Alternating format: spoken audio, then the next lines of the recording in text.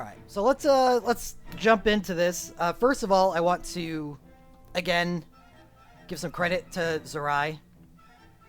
He wrote up all these guides. Prominent JP player, and usually does all the boss guides that I use to inform myself before I do streams, because normally when I do streams, the guides I'd prefer to read for the best information are the TF Murphy AI guides, and those are usually not available when I do the fights. So I resort to Zerai's JP boss guides instead. And what he did here is he wrote up... Oh. Perfect timing for the cat to leave and want to get out of the room. Okay. 1 second.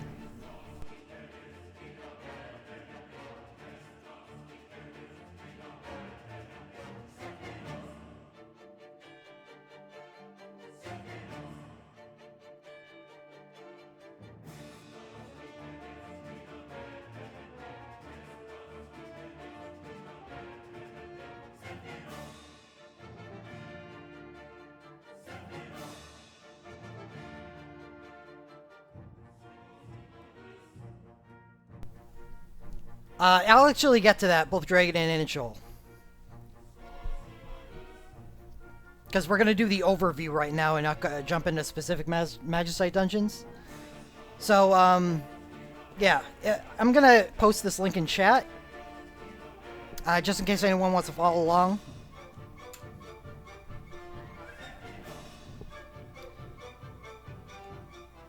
Alright, so we have... I'm probably just going to end up reading a lot of the first section, which is just a rundown of what Magicite dungeons actually are. As some of you know, Japan recently released the long-awaited successor to the Nightmare dungeons. And you find these by going into the Nightmare screen and clicking on that center crystal after you've completed all the Nightmare dungeons. These are the Magicite dungeons, and the only current source for Magicite, a new angle of power creep for the game and a new difficulty spike as well. Each of the Magicite bosses requires a powerful team to defeat, and Global has a significant advantage in that regard because there is 6 months worth of lead time. And we're taking advantage of that right now. 6 months was a lot, but now we're at the 3-month part, or the 3-month mark, and now I think this is the right time to start researching Magicite dungeons, especially because we have a new level of power creep coming up in the X modes, which is debuting tomorrow. And a powerful dual elemental banner debuting tomorrow, and Extreme Fest coming up, and Cloud USB. This is what I view as the correct time to start preparing for this.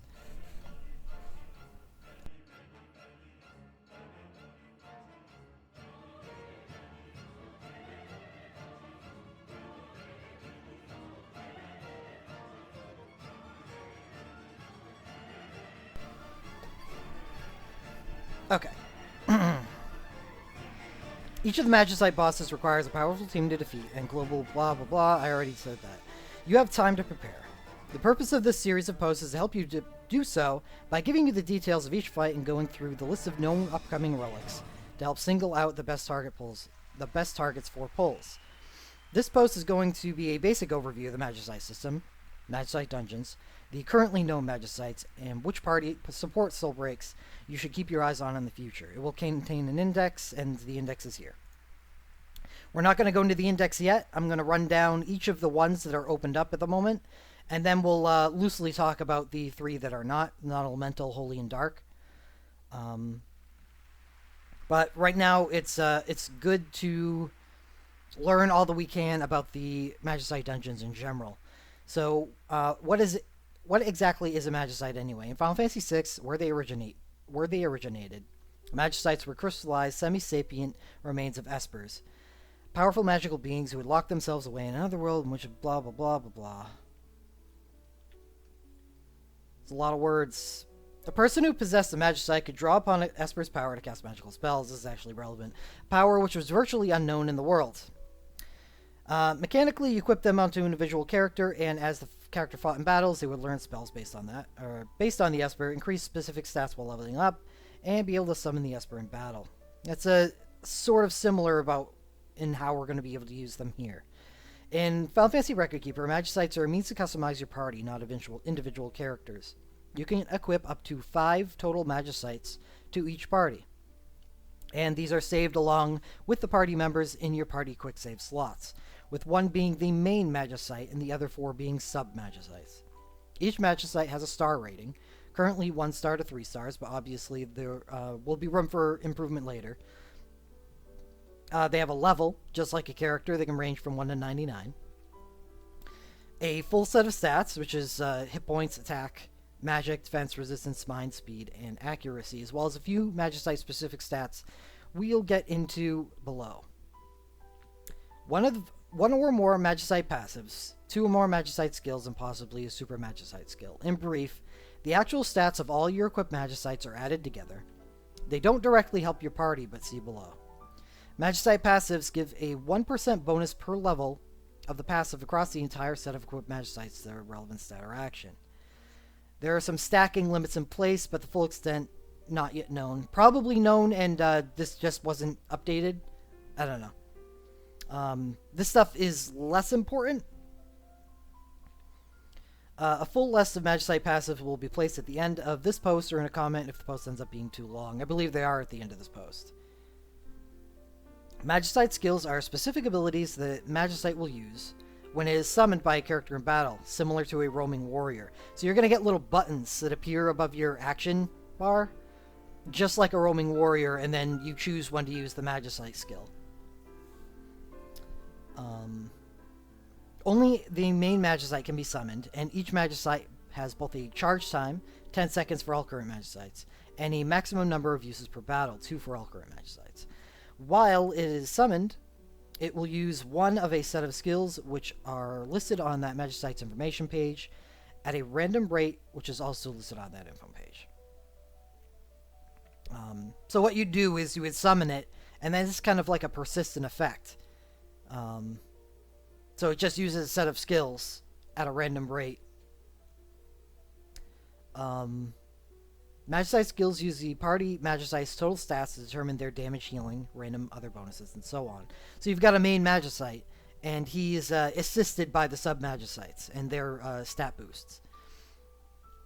Magicites charge their ATB just like any other character and act when their ATB is full. All current Magicites last for 20 seconds before they automatically unsummon themselves. Super Magicite skills are automatically used when certain Magicites are summoned. These are powerful effects like party heals, elemental imperils, elemental HP buffers, and so on. A full list of Super Magicite skills will be placed at the end of the post. I can definitely predict that I'm going to have my fair share of rage when I misclick, because that's something I like to do. The primary reasons to care about Magicites are the passives and the super skills. Passives include things like party attack up, party magic up, party elemental damage up, as well as more. Esoteric bonuses like party cast speed up and party reduced magical damage taken. Super Magicite skills range from straightforward, like 4 elemental hits plus imperil, to the oddly specific. Instant cast 4 ice hits plus party wind blink 1. To the amazingly useful or general circumstances, instant cast party 40% heal and Asuna. The mixture of passives and super skills you aim for are the meat of the customization available to the system. Does anyone have any questions at the moment pertaining to this section? Whew. It's a good thing I'm used to talking, huh?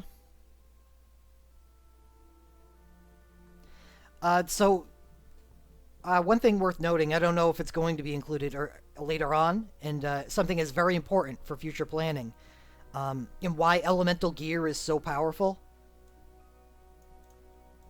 Stuff like this, the passives, are actually can be important, because there is no realm synergy in Magicite dungeons.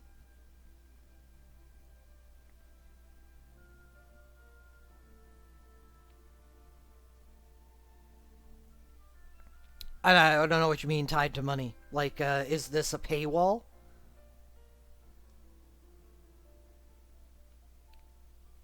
Stamina limit without greens from the shop is 184. I'm at 185 and I have one filled in because I've bought 2 shards.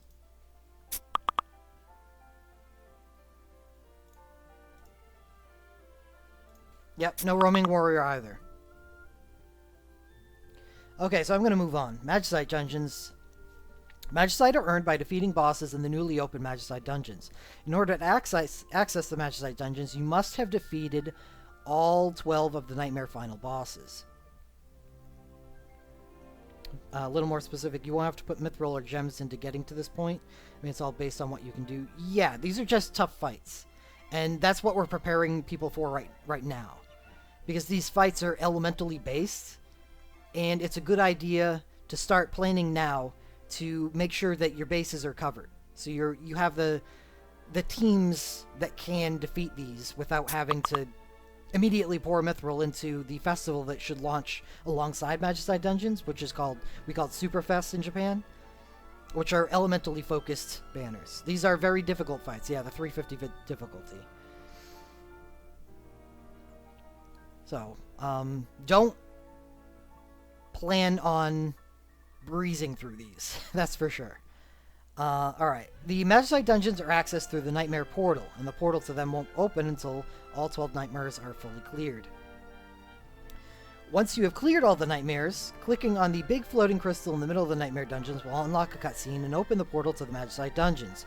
In that portal, there will be a ring of 6 color-tinted dungeons corresponding to the 6 primary elements in Final Fantasy Record Keeper, as well as a little crate icon in the upper right where the Sid's mission button would be in the open menu, or the main menu. This little crate is where your daily supply of Magicite keystones will be deposited. And what is a Magicite keystone, you might ask? They are the currency by which you actually gain access to the Magicite dungeons. Each Magicite dungeon costs 60 stamina and 1 Magicite keystone to enter. Don't worry though, similarly to multiplayer, Torment, and Full Throttle battles, Magicite dungeons refund your stamina and keystones if you retreat or are wiped out. You only spend them if you win. Feel free to experiment with different team compositions and strategies without the stress of wasting a limited resource when you do so. Magicite keystones are a very limited quantity. You get 1 each day, with 1 more granted as a Sid mission reward for clearing your first Magicite dungeon. And you are only allowed to hold a maximum of 15. DNA doesn't want you burning yourself out farming Magicite. How kind of them. Farming Magicite, are they drops or something? When you defeat a Magicite boss, they drop 1 of 3 3-star Magicites guaranteed.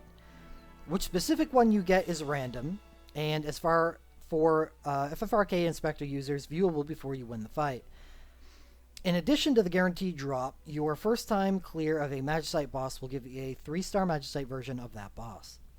Furthermore, when you fight Magicite bosses, a timer will be ticking, visibly, which is nice for timing buffs. Yes, please. Can you add this to every fight in the entire game? Because that would be real helpful. Depending on how long you take to kill the boss, additional rewards will be granted. The breakpoints are 30, 60, 90, and 120 seconds. Don't panic about this too much. The rewards for the time attack are exclusively Arcana, essentially growth eggs for Magicite. 1 and 2 star Magicites, which will be replaced eventually as you farm for 3-star Magicites, and a couple 5-star orbs. Now, the rewards are things you'll hate yourself for missing unless you're excessively compulsive collector. Again, as I stated last night when I went over this, I disagree with that statement a little bit. The orbs are going to be nice regardless, but it's true that you really won't be hate yourself for missing them. So don't stress yourself too much on speed clearing these.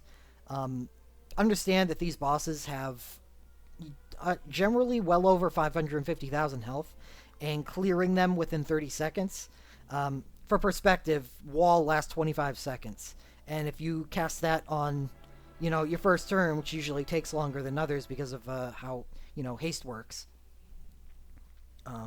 that's basically doing 550,000 damage within the span of 1 wall. That's going to be difficult unless you have some pretty powerful teams. But that's what we're having this whole discussion about. So don't worry. Hopefully we can get a lot of people up to speed clear potential by the time that these dungeons drop. One thing, there is going to be a speed bump that Global is going to have that JP didn't, but that does get remedied at some point. Anyway, moving on. In addition, you earn the time attack rewards every time you beat the boss. And this is why the orbs are kind of... I don't think it's accurate to throw this at just excessively compulsive collectors. This is 2 major orbs every time you do a Magicite. Yes, Moro. Moro and Shulk dilemma. If you're getting 1 piece of Magicite per day, which means you get a Magicite dungeon clear per day, that is a Sid mission and 2 major orbs you can get per day. That can actually grow into something significant, especially when you consider how important a lot of 5-star abilities are to the later USBs that appear, like Edges and Shadows and even Lightnings. Lightning's less so because of her BSB, but a lot of people use 5-star abilities with their USBs, and getting these up to R3 to R5 is actually kind of important for a lot of people. Anyway, general party compositions. There are 3 ways to approach Magicite bosses, speaking in broad strokes. You can take an Elemental A team consisting of 1 or 2 healers, a buffer or 2, and 2 to 3 elemental damage dealers as appropriate for the boss in question. You can take a Protect the OSB team consisting of 2 healers, 2 buffers or slash entrusters, and a character with an elemental OSB opposite the boss. Or you can say screw the elemental gimmicks and go in with a general purpose non-elemental A team. Elemental A teams and Protect the OSB teams are probably going to be the majority of teams which attempt the Magicite bosses because it's much easier to get powerful elemental soul breaks than pure non-elemental ones. Not everybody can be Noctis, apparently. However, you can manage to finagle your way into a non-elemental team. Know that you are set for most, if not all, of the Magicite bosses we currently know of. I say most because Golem is extremely unfriendly to physical parties, and all but 1 of the best non-elemental soul breaks are physical. For this reason, I suggest that even if you're intending to go the non-elemental route, you take a peek at the Wind Power Guide once it's written to see if you can budget any Mithril that way. Because, Golem is hell for physical teams unless you're using Cloud USB.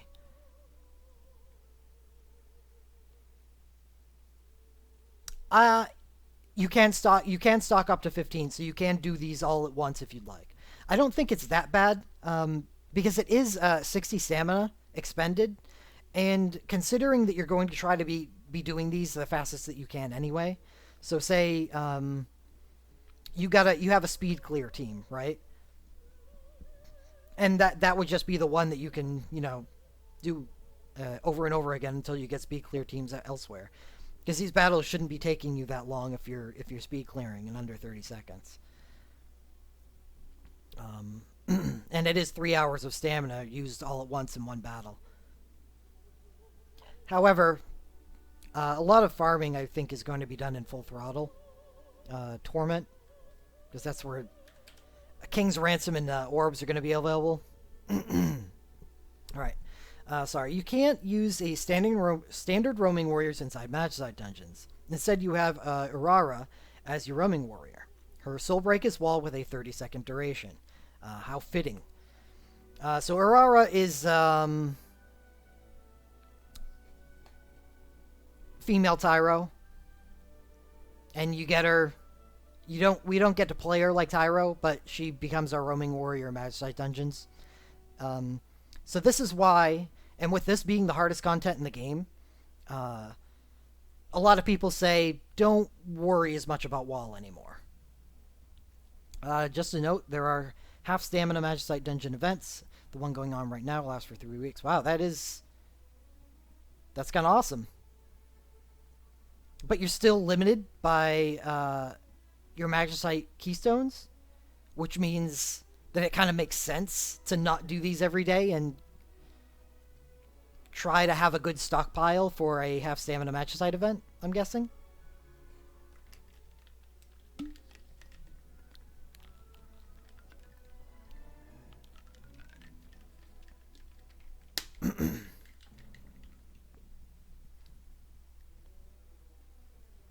Alright, just like characters, Magicite start with a level 50 cap. Unlike characters, you don't use memory crystals to increase their cap. Instead, you merge identical Magicites together. The caps are the same as for characters, 50, 65, 80, and 99. This means you need a total of 4 copies of a Magicite to enable it to reach the level 99. Magicite passives and Magicite skills will upgrade and change as your Magicite levels. Passives exclusively grow in power, while skills will change their usage ratios, generally for the better. Magicite dungeons have no realm synergy, and Magicites do not benefit from realm synergy. All Magicite bosses have 80% resistance to stat decreasing effects, breaks.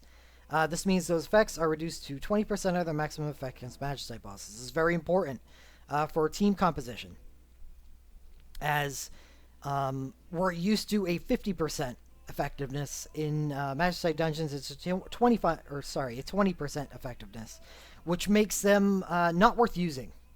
The 20% is essentially there for if you have someone that has an attack that actually applies it. You don't want to feel like that effect is completely useless, but in most cases it is almost completely ineffective. I don't know, what's his nuts? Malik's USB does a full breakdown stat break and gives everyone like Magic Blink or something. It just does lightning damage, and it's probably pretty good by itself for dealing lightning damage. It's just some of the effect is wasted on a stat break, and you don't want that to feel like it was useless. That's why I believe the 20% is left in the game. It's not for actually saying, oh, now I need to stack more breaks. Please don't do that. That's just going to cost you a lot of your strength. In English, you grind and pray RNG is nice on dropping Magicite. Yeah. Well, sure. Or, yeah. Word soup. So we'll get to the appendix.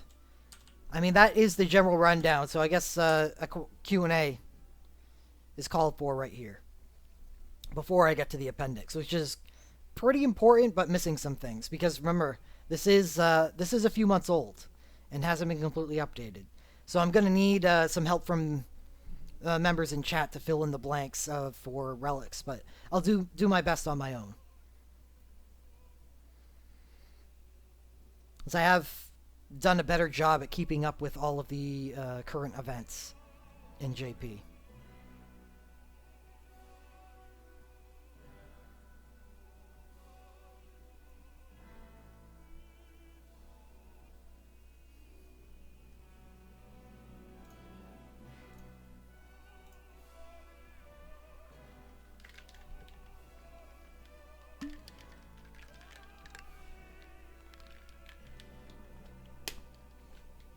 No questions. Okay. We'll move on then. Everyone wants to see the relics. Okay, so we have support soul breaks. These are like all-purpose soul breaks that you may probably find useful for any Magicite. So these will be important outside. Well, a lot of these. Some are just included just to show you that they do something. A lot of these will just be added on to the lists that we find inside the individual Magicite pages. But right now, we say, while support, as in the skill set, is not incredibly valuable for Magicite bosses due to the 80% break resistance they all have, party support, as in heals and buffs, is incredibly vital. And this is why when I did the support list, I tried to make note of how important buffing supports were. Not just buffing supports, but supports that had capabilities available to them outside of just the burst soul breaks themselves, and stuff like that, because they need to be able to use abilities as well. Because if you're just a plain support, you don't really have all that much available to you that would be valuable in these fights other than in trust. Which is why dancers are probably the most valuable supports outside of Magicite, but in Magicite, dancers are at a disadvantage because they don't have Wrath and Trust available to them, because that's the most used thing that you're probably going to be using with these supports. Yeah, the guy did really just add anything with Radiant Shield. It's a very powerful thing because a lot of these bosses deal a lot of damage. And there's many forms of it, so we can rule out the effectiveness of some of them. So starting off the front, this one's in Obvious Edition. I suppose the second one is as well. Onion Knight's Burst Soul Break. This is the single most versatile buff relic in the entire game. Providing a boost to all non-WHT damage to all your party damage your party deals. Hasting your party and allowing Onion to provide rapid fire, physical and magical, non-elemental damage of his own. Onion is also a competent entruster, which is worth consideration. Yeah, it's just perfect for Magicite because he can't be ruled out from any of these fights because he can be either physical or magical, and he's always going to deal at least non-elemental damage, which means he can't get locked out of these fights because most of them are Omni-resist, except for the element that you should be exploiting. So it's excellent, and that comes as a surprise to nobody. Shout, Ramza, and I'm not sure why Sid isn't. I know why Sid isn't listed here because Ramza can entrust, while Sid cannot. Sid's probably only valuable in the lightning and wind. Probably not wind because he'd be doing physical damage. But yeah, okay, I see why Sid isn't listed here. While a little outdated, Shout still provides the single best pure physical offensive buff in the game, and as with Onion, Ramza can provide entrusted soul break gauge to your primary damage dealer once he gets people moving with Shout. This is going to be a common theme with supports in Magicite dungeons. Buff the party if you can, and then entrust them, and then maintain your buffs. If you're doing speed clears, buff the party, and then entrust, and then hope that's enough.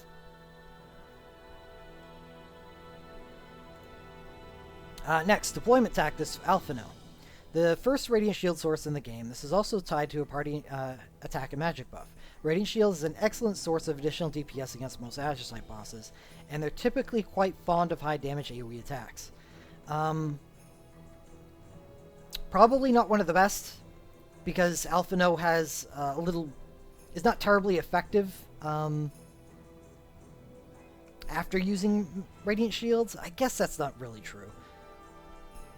He could be a fair source of damage on any team because of chains, meltdown. So while he's no entruster, he's still fine in a few situations. Probably the 4 situations tied to the chain guys. And he can be an off healer if that's required, where some bosses have a little more single target damage available to them and not completely AoE.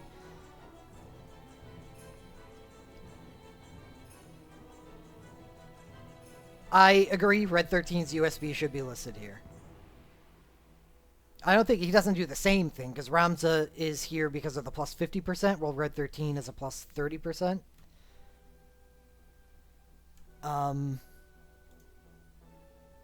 Okay. Where was I? Next, Meteor Drive, Tifa's USB. This will be showing up in Extreme Festival. Another flavor of Radiant Shield. This one provides some Earth aligned direct damage and party haste and high regen. Best against Hydra, but Radiant Shield is Radiant Shield.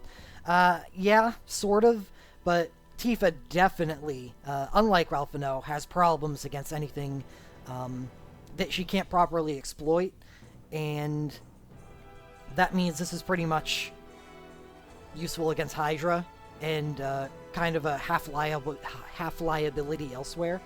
It is nice that it provides haste at the same time, but I would be hesitant about taking this to anything but Hydra, which would be the one where you're trying to exploit Earth vulnerability.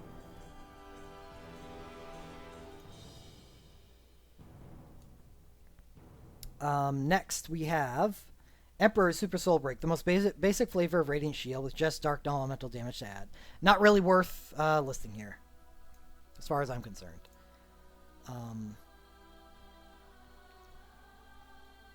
Fusillade, Particle Beam. Cloud of Darkness BSB has a Radiant Shield effect on its entry, but unfortunately is Holy Dark Elemental, with no non-elemental option, so it's going to deal half damage across the board until we get to the Holy and Dark Magicite bosses. We do eventually have those, so this will be a very useful Burst Soul Break for those, probably for both of those bosses. Would Ingus BSB be good for Hydra? Yes.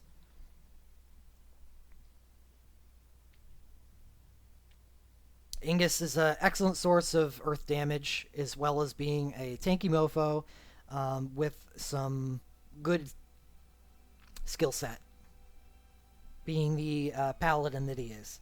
Next we have Gallian Beast. Vincent's version of Radiant Shield BSB is superior to Cloud of Darkness's, at least for the present, as it has a fire elemental focus and still contains a non-elemental aspect for use against non-sea lion bosses. True, so it probably works better than any other Radiant Shield that we've seen here so far, since Vincent could just use this and then use his broad skill set to exploit whatever vulnerability that you need instead of relying on burst commands. And he has that available to him, where I think would be only second, would be first, and second would be Alphanos. While Cloud of Darkness is definitely just geared towards a Holy Dark, these two can actually appear in multiple and be pretty damn effective anyway. Kirilla USB. You're right. There's a lot of USBs that belong to supports that probably could have been added here, but just let's say that this one covers them. Okay, that's like Red 13, Minfilia. Where's some other ones? Lena's works. Doesn't have the Heiska attached to it, but that can be found. You can find a way around that. Anyway, Kirilla USB.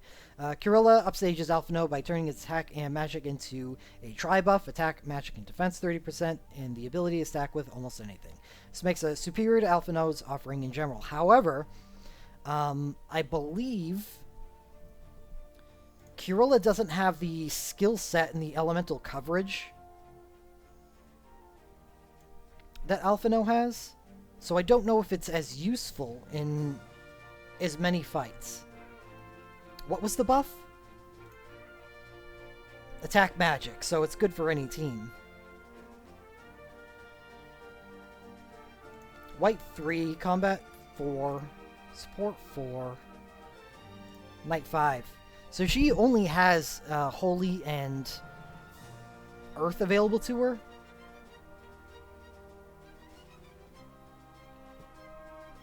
While it is an excellent soul break, that is for damn sure.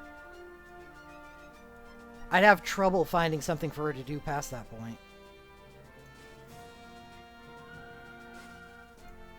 I don't know. Draw fire? Magic lure, maybe?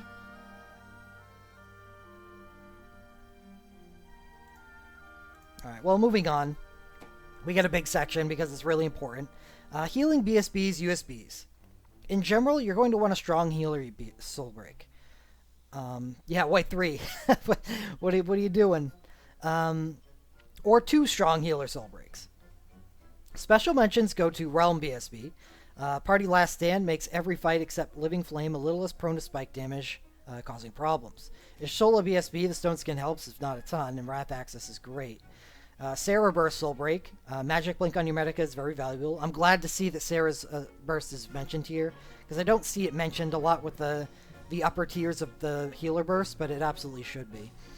Rosa USB, arguably the best healing soul break in the game, thanks to Rosa's Wrath Access. Totally agreed. Echo USB, instant cast heal plus Last Stand, and not mentioned is the haste on it, which is actually kind of nice too, is always worth consideration. Realm USB, instant cast heal, and Stone Skin is always worth consideration too. And this carries Party Instant Cast as well. And Party Instant Cast is going to be a very important part of Magicite clears that want to speed clear. Because the faster that you're able to transfer your power, that's essentially what the Instant Cast Soul Breaks are. is transferring your power to other people. It's just a buff. And being able to have your primary damage dealers get off their rotations faster, and able to mix more damage into them is actually very, very, very important for doing speed clears. So always keep in mind that instacast soul breaks are going to be a large part of that. Iris Burst Soul Break, the heal is a little lighter than some others, but having a heal plus Astra plus Stone Skin on the entry means that you have all your bases covered. It is a very good burst. More valuable outside of Magicite, I believe. I don't believe there are many Magicites where statuses are that damaging. Well, it's still a good burst regardless. You do lose a little bit of power that you would otherwise get on Ishtola's, sacrificing your Kiraga Medica for Kira Medica. It's just so you can have Astra, which is status blink. Aphmau USB. Again, instacast heal plus party instacast with haste instead of Realm Stone Skin. This is a disgusting USB, and it's excellent, and I wish it was on a better banner. Though I did go over it last night, and it turns out it is a better banner than I thought it was, because I do like Urilla. This is not an exhaustive list for the record. Almost any actual healing BSB can be made to work with here. I'm just listing the ones I consider the best. Is there any...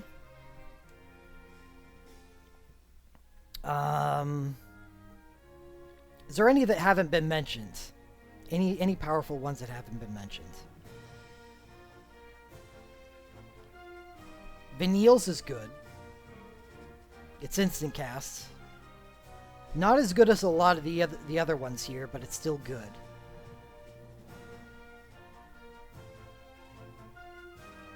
Yeah, Aphmau USB is yeah, possibly, because you're getting haste instead of the Stone Skin. Depends on your party. Vanille and Larsa's, who I heard they're good, not there. Larsa's is an extremely good burst soul break, but like I said with Iris's, and why Iris's is probably better here than Larsa's, is because Rosa's BSB is actually kind of not good. That would fall under almost any actual healing BSB can be made to work here. It's passable, but it's definitely not anywhere close to the tier of the ones listed here. Echo BSB, any good for the physical speed clears? Yeah, it struggles in healing as well as a lot of the others.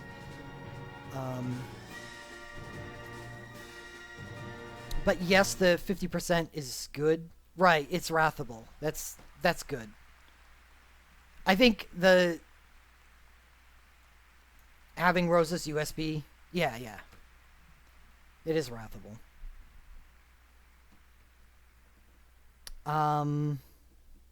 Yeah, it's the Astra, the status blink, which I don't believe is all that powerful in Magicite dungeons, because I don't believe that they're that status heavy. Status blink is going to be very valuable outside of Magicite dungeons, and that's why Iris's gets a mention here, but Larsa's doesn't. But Larsa's does definitely deserve mention because Larsa can wrath, as Bahizel mentioned. It does make bursts that wouldn't normally be considered top tier in here still totally cool. Rosa USB is gross. Yeah. And that will be appearing in the Extreme Fest, so please keep an eye out for that banner. It appeared on Japan's second banner, and it's the debut of Rosa's USB, so it will be there for ours. That is one of the few relics in the festival that we can be sure will be there. Next up, we're going to go down the line for Instacast Soul Breaks, because they are just that important. Starting off, the crew is Noctis' Super Soul Break, one of the best options for Party Instant Cast, due to its instant cast non-elemental damage entry. Party Instant Cast isn't a major factor in standard mastery clears of Magicite bosses, but it is invaluable for 30-second time attack clears. And Noctis' carries a benefit of being non-elemental, and similar to Onion Knight and his Burst Soul Break, you can carry this to any boss and take up a party slot and consider that yourself covered and act like effectively increasing the damage and the healing of your party with one character. So it's actually quite powerful.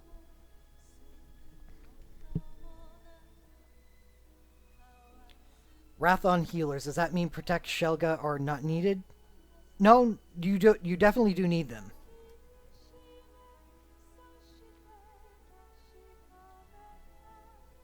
But say in Rosa's case, I mean, you don't need to carry Kuraja or anything like that. In Rosa's case, you just carry, Protect or Shelga and then Wrath. And then you just Wrath out your USB constantly. I'll post the link in chat again.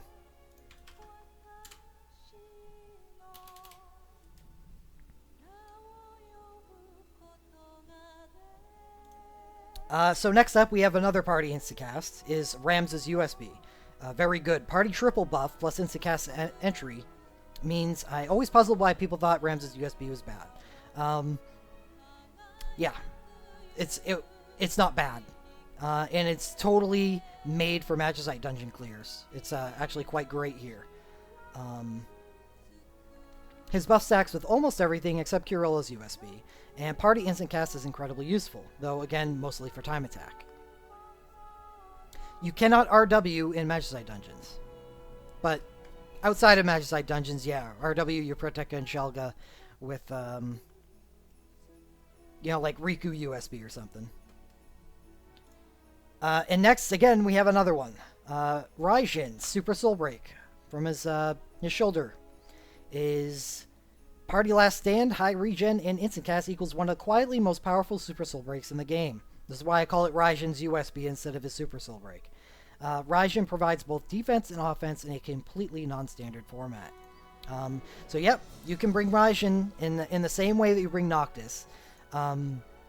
Instead of Noctis dealing competent single target damage while he's doing this party instacast, Raijin can at least life siphon this out and give last stand to the party at the same time. Life siphon and wrathable last stands are very powerful. So any questions about these, and has anything been missed? While I wait for some questions, I'm going to go down the list of soul breaks and do a search for instant cast. To see if there's anything that's been released in that time forward that's relevant. That's instant cast to user, instant cast to user. Party instant cast, tell his last gasp. Why didn't he list this? This is awesome. But seriously, it is actually a legitimately good soul break, because you don't even care about the Doom 45. I mean, Ramses is definitely a complete upgrade over this, because it's 3 stats instead of the attack magic. But come on, if you're speed clearing, nobody cares. This is actually pretty good. Tella roars back onto the scene. Tella new meta. Realms USB mentioned, awesome. Raijin Super Soul Break mentioned, awesome. Tidus grants as a cast to the user. No, thank you. Is it cast 1 to... Really? Oh yeah, it's his USB. Lulu, instant cast 2 to the user. Instant cast 2 to the user. To the user. Aphmau, definitely mentioned and definitely awesome. Vayne, instant cast all allies. What element? Dark non-elemental. So this is kind of just a worse version of Noctis's. Might actually be passable in a pinch. If you want to bring Vayne and just have him life siphon out this over and over again. Doesn't do as much damage as Noctis, but if you want that party instacast, if it helps out your party in some way, then go for it. Lemonade, gonna ask a dumb question. Magicite dungeons sound really tough. Is Magicite itself important enough for your party to have to do them, or is this more of a thing, it's more content for endgame players? It's definitely content for endgame players. You do not have to do them. But there are large rewards. It'd be like skipping torments. Do you consider doing torments a necessity right now? Because that has been our endgame content for a little while now. It's kind of on that level. Though I think these are a lot more complicated and more cool. So you're not required. You don't have to go through this big process of increasing your elemental, capabilities if you don't want to.